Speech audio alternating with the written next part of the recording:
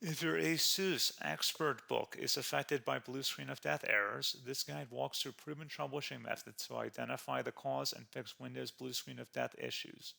So while you're performing updates, you're getting an IRQR not less or equal message, K-mode exception not handled, kernel data in page error, a lot of errors pertain to this problem, and we're going to go ahead and jump into what should hopefully be a pretty straightforward process, guys, and we're going to go ahead and jump right into it. So first thing I'd recommend doing would be to actually go ahead and boot to the troubleshooting utility on Windows 11.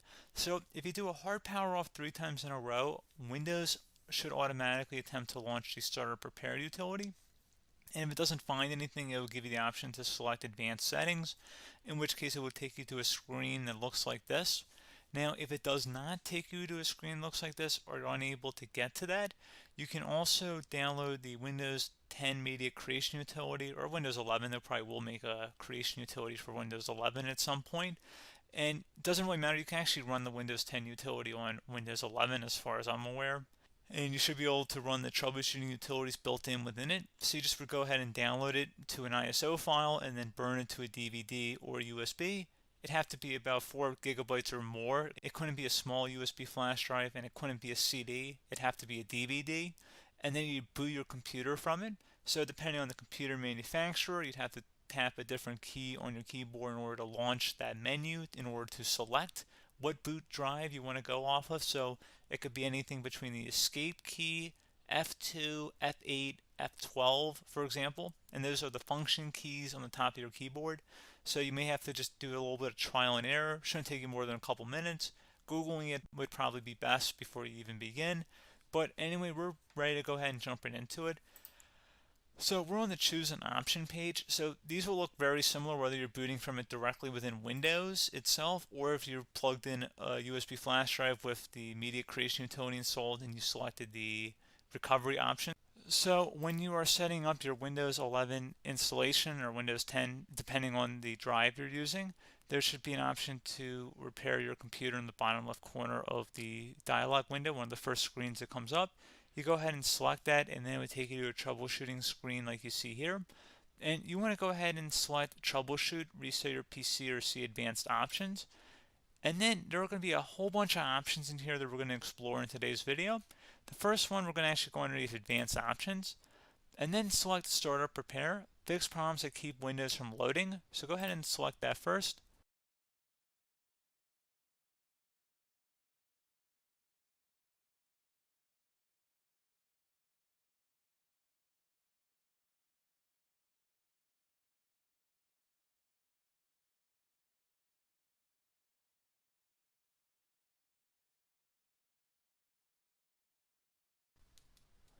Okay, so you can see it could not repair our PC. That was our first option we could try. Something else, if we go back into advanced options here, and then select troubleshoot, we're going to go underneath advanced options again. You can go ahead and actually access safe mode by selecting startup settings. And then if you select the restart button, you have the option on the screen, select safe mode with networking, which will give you a key on the screen. It'll tell you which key to press to enter that. I believe it's the F7 key. It'll do that for you. I'm not going to go over that in today's tutorial because I don't really want to go into safe mode, but you're more than welcome to attempt that by going into here and then selecting restart. Again, it'll launch another screen. It'll say what key do you want to press, and it'll give you like 7 or 8 different options, and you want to select safe mode with networking. There's also an option for a command prompt too, but that's going to be something we're going to cover later in this video, and we don't even have to go through that in order to access it. So that's why I'm not going to really push for that, because unless you know exactly what's causing the problem, you probably don't need to go into safe mode. Unless you're trying to recover files, in which case then you definitely can go into safe mode, but we're trying to actually recover our computer here. So I hope that makes sense. Something else we can also try here as well would be to uninstall updates, remove recently installed quality or feature updates from Windows. So if you go ahead and select that, you can uninstall the latest quality updates, which generally is the more day-to-day updates. Feature updates are the less regularly released ones, like the big ones. I would equate it to service packs in like Windows 7 and Windows Vista and Windows XP. So larger updates that occur once or twice a year at most. And the quality updates are more just a regular update. So probably obviously depend. It'll take longer if you're going to try and uninstall the latest feature update versus quality update, and maybe you don't need to go back that far. So just giving you guys a couple pointers with that. Something else you can also look at here, and we're going to jump into the command prompt in a little bit, but you can select System Restore, which will use a restore point recorded on your PC to restore Windows. And this is something I would highly recommend here, guys. So select Next. Assuming you have a restore point saved on your computer, you go ahead and select the most recently created one, and you'll select Next, and then you'll select the drive. You shouldn't actually have to select the drive. You can scan for affected programs, but we're going to keep it all default here, and then we're going to select Finish. So once started, System Restore cannot be interrupted. Do you want to continue? I think we're going to select yes. I don't think we have anything better to do on our computer right now, so just give it a moment here to initialize. It will take a couple minutes to run, obviously depending on how large your hard drive is and how much is saved on the System Restore point. So just give it a couple minutes here.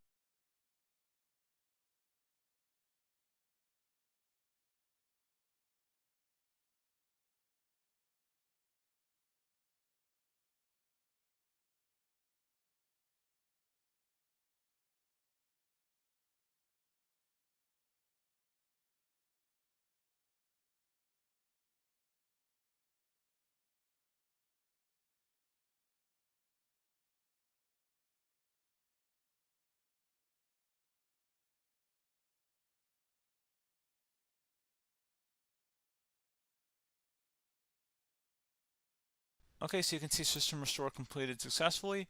The system has been restored. Your documents have not been affected. Click the Restart button to restart your computer. Go ahead and select Restart.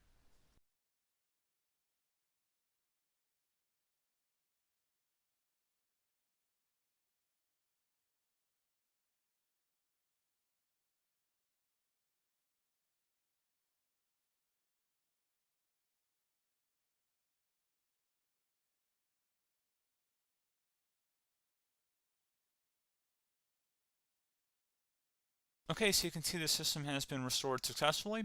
We're going to go over a couple different methods in addition to that if that did not work. So I'm just going to pause the video and we're going to start back on the recovery screen that we started with. Okay, so a couple other things we can try here too. If you go back into troubleshoot, you can select reset your PC, while you choose to keep or remove your personal files and then reinstalls Windows.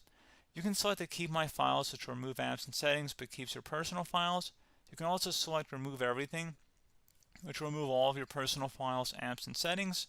So this is more of a factory reset, the second option here. First option, it should not delete all of your personal files. However, it will pretty much clear most of your programs, and keep in mind, there's no guarantee that your information, number one, is even still available and easily recoverable on your computer to the point that you actually would be able to recover anything.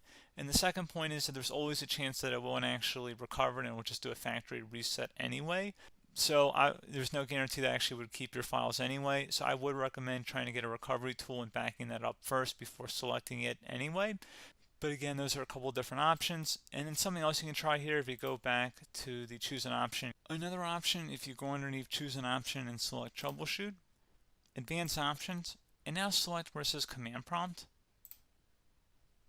Okay, so the first thing we should do is type our main hard drive here. In most cases, it should be the C drive. So you just do a C colon and then hit enter on your keyboard. So once you're underneath the C drive, we're going to type in dir and then hit enter on your keyboard. It should have program files, users, and Windows all in there. That's how you know you're in the right directory.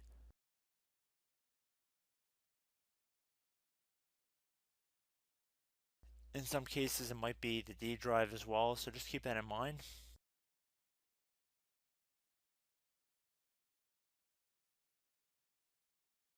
Next thing we're going to do is type in cd space /Windows /system32 /config, and then you're going to hit enter on your keyboard.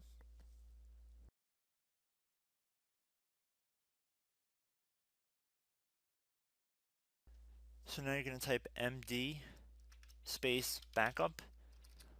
If you've seen other tutorials, it might also say to put down md backup. That's because the backup name is pretty common when you want to back something up. So you can name this whatever you want, doesn't have to be backup. So if you've already made a backup folder in the past, you could do backup 1, for example. So once you're done setting the name you want the backup to be called, hit enter on your keyboard again.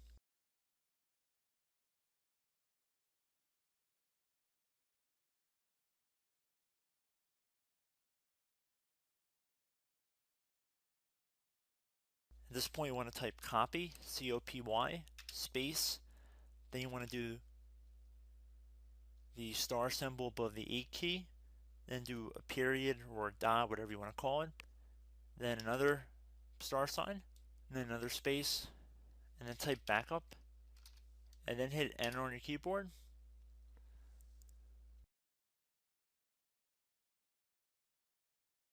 Now you want to type CD reg back, R-E-G-B-A-C-K,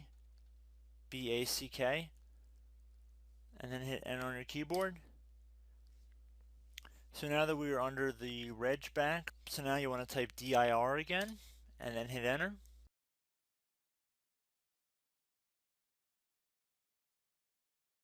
So now at this point we're going to type copy again. So copy, space, star sign,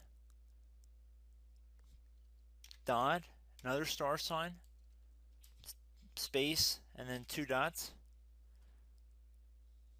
So we're going to type copy, space, star sign, dot, sign,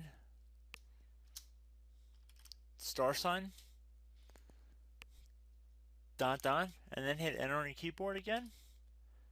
So for overwrite, you want to overwrite all. So type A on your keyboard, so capital A, and then hit enter on your keyboard.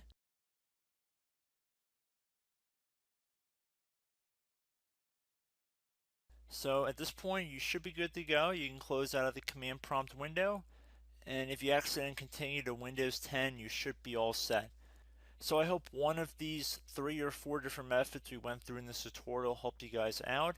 Again, I'm not sure if you guys heard me earlier, but try to go back into your safe mode if possible and uninstall any programs you know might be conflicting with the Windows startup if you can get into safe mode.